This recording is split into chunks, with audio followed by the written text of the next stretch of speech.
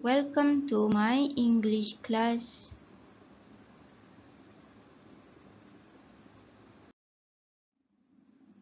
Year 1 English lesson with me.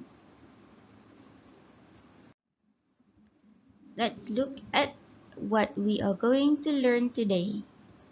Our focus is learning to write sentences. Membina ayat. Use simple sentences in the form of a text. Guna ayat mudah dalam bentuk petikan pendek. Don't worry, we are going to do it together.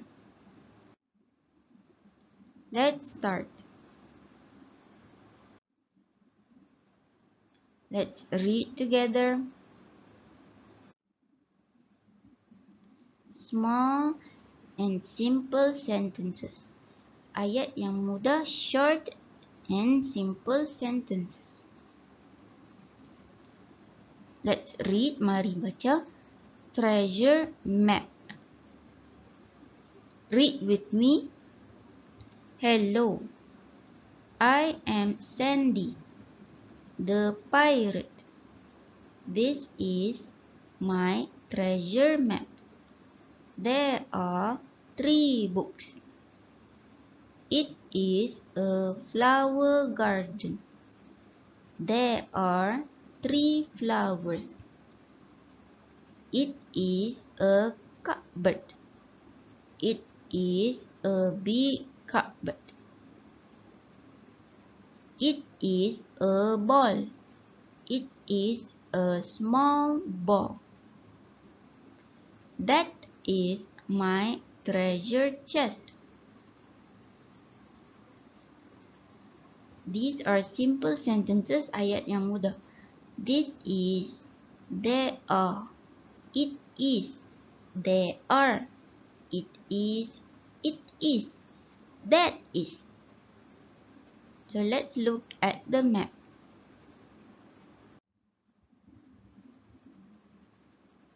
Number 1. There are books. There are books.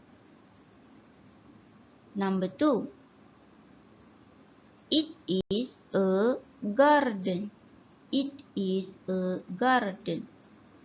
Number 3. It is a big cupboard.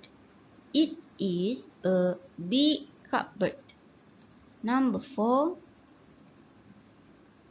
It is a ball. It is a ball. And number 5. That is my treasure chest. That is my treasure chest. Books, garden, cupboard, ball, chest. Now let's look at the sentence. Hello, I am Sandy, the pirate. This is my treasure map. There are 3 books. It is a flower garden. There are 3 flowers. It is a cupboard. It is a big cupboard.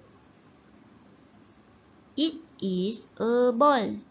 It is a small ball. That is my treasure chest.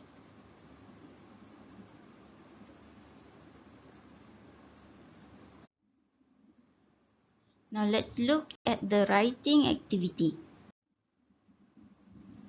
Look at the instruction. Write a short text using the phrases. Tulis petikan pendek menggunakan frasa yang diberikan, phrases. Now this in the box are the answers. Dalam kotak adalah jawapan. Tengok petikannya. Hello, I am Sandy. The same text from before. Petikan yang sama dalam treasure map. This is my number 1. There are. Remember are untuk banyak. Is untuk satu. There are. It is a. There are. And the last one, that is my treasure chest. Pilih frasa, pilih jawapan in the box di dalam kotak, isikan di tempat kosong. Tulis dalam bentuk teks, petikan. Tuliskan di dalam buku.